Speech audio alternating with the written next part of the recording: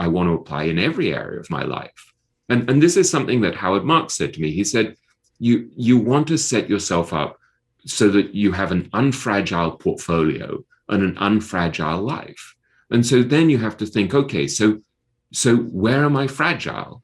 Am I overreaching? Am I investing money in the stock market that I can't afford to lose? Am I investing in companies that I don't understand? Am I like a heat-seeking missile charging into the most overheated areas of the stock market? So whether that's electric cars in 2020 or Brazil and Russia in a period where those were zooming and everybody thought they were the greatest things. And so it's just asking yourself, am I overreaching? Am I overreaching psychologically? If there's volatility and the market suddenly goes down 20, 30, 40%, will I be able to withstand it emotionally? Have I set myself up in a way so that I can still sleep at night? And one of the things that Munger says is, look, over the last 40, 50 years, Berkshire Hathaway stock has halved on 3 different occasions. And so he said, you need to actually know how to handle with grace and aplomb a 50% drawdown. And so if that's going to kill you, if you're just going to be utterly miserable if the market tanks by 50%, then you're probably in the wrong game. And you should probably own plenty of bonds, and you should have plenty of cash. And so to me, this is the whole idea of resilience and of survival and of avoiding ruin is really fundamentally important. You look at the greatest investors, and they're all focusing on avoiding catastrophe. Mm-hmm. Irving Kahn, who I interviewed, who lived to the age of 109, who was one of the people who was closest to Ben Graham, Buffett's teacher, said that the whole secret of investing was safety. It was thinking first about what you can lose. And this is something that Phil has talked about so much, right, in his teachings and his writings. This idea of just starting by asking, well, as Jeffrey Gundlach, the king of bonds, said to me, it's about making your mistakes non-fatal and saying, if this goes wrong, if I'm wrong, what's the consequence? Mm-hmm. And so I think this focus on resilience, on staying in the game, on avoiding catastrophe, on resilient wealth creation is really a pretty wonderful idea. And it really stems from Ben Graham and his margin of safety, right? This idea that because life is uncertain and because we don't know what the future holds, that the future holds things like COVID.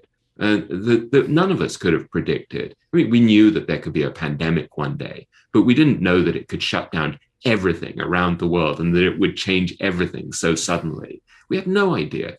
And so you have to set up your portfolio and your life to withstand these tremendous uncertainties.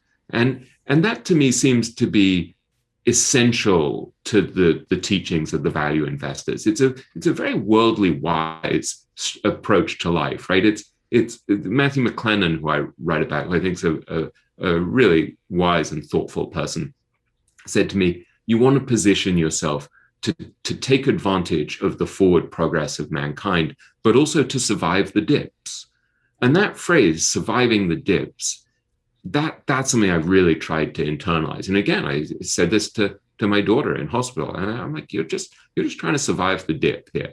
This is just the dip, and you need to know that there's sunshine on the other side, but you got to get through this period.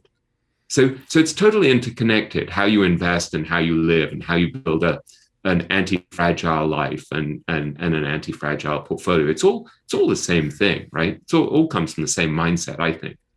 I love that concept of anti-fragile. And one of the ways that great investors, as he pointed out in the book, encourage ordinary people to handle that question is to simply buy the market, just do indexes and not try to do the kinds of things that Buffett and Munger and Pabrai and we all try to do.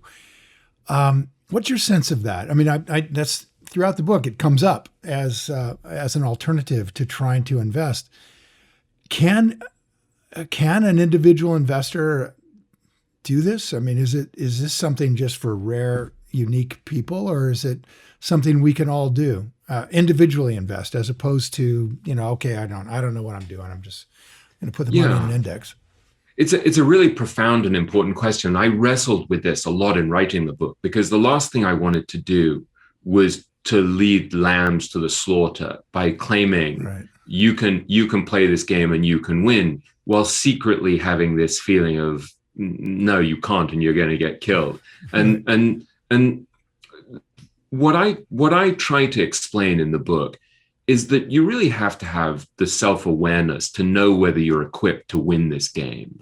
And I try to lay out the rules of the game and to say, if you want to try to beat the market, this is how you do it. This is how these guys have done it. But also to be very clear about the characteristics they have that most of us don't have. And so I have no doubt that there are people reading the book who are going to make billions of dollars by using this technique because they are wired this way. But I'm very aware of the fact that I'm not wired that way. And I admit pretty candidly in the book that one of the lessons from writing about someone like Joel Greenblatt is that I see the distance between him and me, that there are things that he can do that I actually am not equipped to do.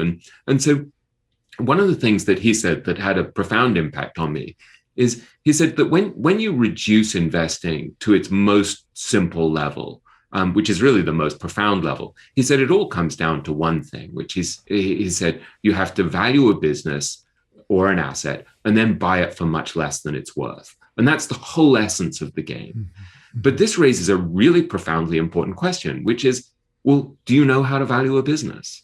Mm-hmm. And so for someone like me, I actually don't really know how to value a business. And I'm not really that interested either. Mm-hmm. And I'm not that patient. And I can count to about 7 with a calculator if I'm lucky. I'm not mathematically oriented. I'm not that patient. I'm much more interested in kind of the philosophy and the psychology of investing than I am. I'm fascinated by things like the fact that the future is unknowable. And yet, as an investor, you have to make decisions about the future. So how do you do it? That seems to me a really profound and interesting and wonderful question. But I'm not really interested in sitting there going through the balance sheets of a company and being like, oh, I can see how they're manipulating the accounting here. That just doesn't interest me. I think it's wonderful if it does. But so I think if there's a takeaway for your listeners, it's really to look at yourself honestly when you read about these investors like Munger, Howard Marks, Joe Greenblatt, and say, am I wired that way? Am I unemotional? Am I able to be dispassionate? Do I panic when the market's falling apart? Do I get overexcited when the market's soaring? Do I have the technical skills to value companies? Do I have the extreme patience of someone like Monish Pabrai, who says that the single most important quality for a great investor is extreme patience? Can I go against the crowd? Can I think for myself? Am I swayed by the crowd? Am I hardworking? Am I intensely competitive? It's this strange cocktail of characteristics that the great investors tend to have, and I don't have them. But do you need them all, really? And in other words, the ability to manage $1 billion, $10 billion, I mean, the skill set, the intelligence,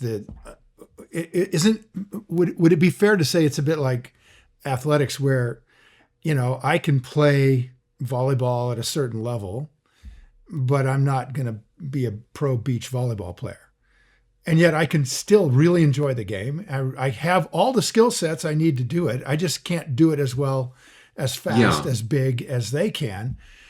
Would that be reasonable to say that's a decent view? Yeah. And also, one of the things that's really beautiful about this game is that if you have a marginal advantage, a very small advantage, over time, it compounds in a way that's absolutely overwhelming. And so I write, for example, about Jean-Marie Eveillard and his successor, Matthew McLennan, how they beat the market over something like 40 years between them by something like 3 percentage points a year, maybe a little less. But over the years, that adds up to millions and millions and millions of dollars. And so it's a game where You don't actually have to be Buffett. You guys, if you enjoyed this video and you feel it was valuable in teaching you more about how to invest, hit the like button and please share the video with your friends. And if you want more investing content, subscribe to my channel. And don't forget to click the button on the screen. We got a free gift for you. Thanks again for watching.